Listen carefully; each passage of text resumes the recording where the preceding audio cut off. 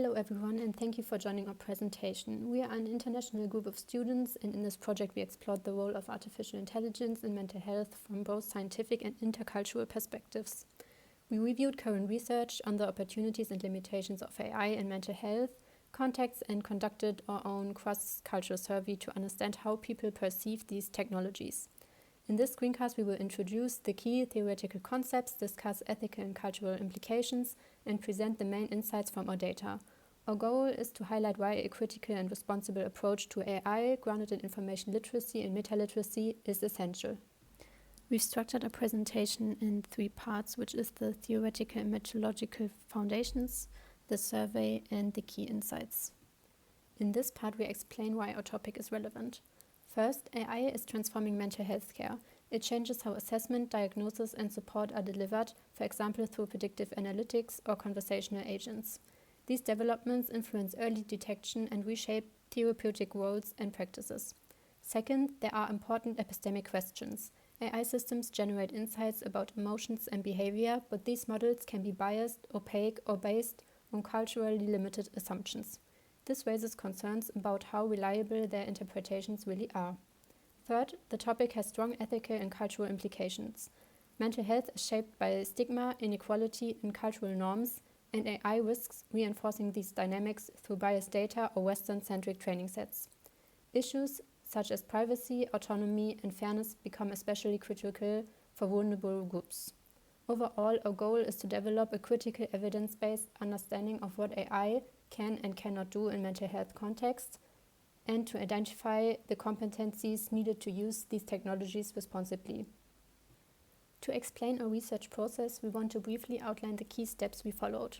We began with concept mapping, where we connected the ideas of information literacy and meta-literacy to our topic of AI in mental health. This gave us a clear theoretical foundation. Next, we conducted a literature review. We screened 10 scientific sources, selected the most relevant ones, and identified major findings as well as recurring ethical and cultural themes. After that, we created a research summary synthesizing the evidence into 5 central themes, including benefits such as accessibility and early detection, and risks such as privacy concern, bias, and emotional limitations. Finally, we designed a cross-cultural survey with 26 questions on AI, ethics, and cultural factors. By distributing it internationally, we were able to gather diverse perspectives and connect academic insights with real-world attitudes. Moving on to scientific insights. In our literature review, we examined 2 systematic papers, Dabazogi et al. 2025 and Saignia et al. 2024.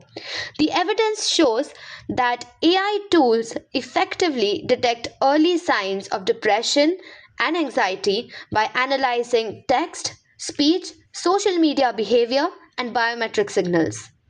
The Visa chatbot, for example, was found to be helpful by 67% of its users, with high engagement users experiencing symptom reduction. At the same time, the ethical review highlights major concerns including privacy, consent, bias, transparency, and accountability. Many AI systems still operate as black boxes. So, overall, AI offers powerful support for mental health care, but it must be implemented with strong ethical safeguards. Moving on to our survey, I'll be focusing on the key insights that our survey explored about the public perception of AI in mental health. Our research gathered opinions from 66 participants, primarily young adults familiar with digital tools. While we have detailed slides on methodology and demographics, let me spotlight what matters the most: the clear conditional openness to AI. First, awareness is quite high, but direct experience is quite low. While most had heard of tools like Visa and Wobot, only 16% had used them regularly. This tells us that attitudes are often based on perception and not on first-hand experience. So, why would someone use AI for mental health? The top reasons were quite clear: accessibility, cost, and privacy. This strongly suggests that AI is seen as a way to overcome the major barriers of traditional therapy, which is stigma, expense, and availability. But the openness comes with crucial boundaries. When asked where AI could contribute most, self-awareness and emotional companionship topped the list. However, 45% strongly disagreed that AI should handle high-risk patients. People envision AI with a more complementary role, using AI for support and monitoring, not as a replacement for human care. Most importantly, our culturally diverse respondents highlighted a major need for inclusion. They stressed that for AI to be effective, it must understand local language and context, with 65% calling for this feature. This leads to our strongest finding: profound ethical concerns. Participants were unequivocal about data privacy, with 77% strongly agreeing they must be informed if the data is used, with nearly half worried about AI unintentionally discriminating based on culture or language. And crucially, 54% believe that companies must be held responsible for harmful advice. So, what does this all suggest? The future of AI in mental health isn't about automation but more about collaboration. Our findings show that people are not rejecting AI, they see its potential for accessibility and support, but they demand it to be built responsibly with stronger privacy protections, cultural intelligence, and above all, human oversight.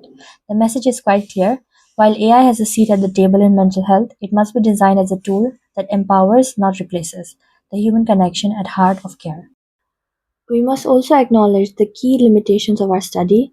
Our findings are based on a small sample size of 66, predominantly young adults from India, limiting broader applicability.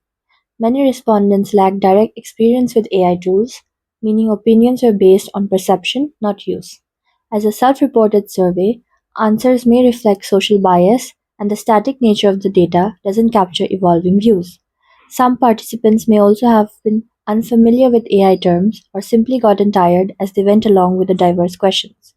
All of this reminds us to take the findings seriously but carefully, as it may not give definitive conclusions, underscoring the need for more further research. Our survey reveals four central insights about how people view AI in mental health support across different regions. First, intercultural differences matter.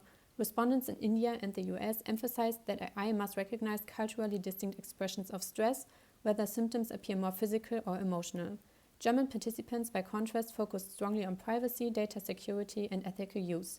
Across all regions, there's a clear acceptance that AI should adapt to cultural nuances and how distress is communicated. Second, we see an institutional divide between the global north and south. Participants from India highlighted limited access to AI due to resource constraints and digital literacy gaps. Meanwhile, respondents from the US and Germany described better infrastructure and a smoother path to AI integration. Still, many participants from the global south stressed AI's potential to reduce stigma and support community-based care. Third, key ethical concerns emerged everywhere. People worry about AI bias, insufficient handling of suicidal ideation, and the need for transparent data practices. There's also cautions that relying too heavily on AI could worsen existing inequalities. Finally, our survey shows optimism. US and German respondents see opportunities for 24/7 support and advanced sentiment analysis. Participants from India view AI as a tool to overcome access barriers and raise awareness. Overall, respondents believe AI can contribute to education, early intervention, and emotional intelligence tools if developed responsibly. Here we illustrate how theoretical concepts in AI mental health connect with real-world insights from our survey. On the theory side, we see foundations. AI chatbots like WISA, machine learning models such as LSTMS and CNNS, and the ongoing challenges around ethics, privacy, and algorithmic bias. The bridge shows how these ideas translate into practice.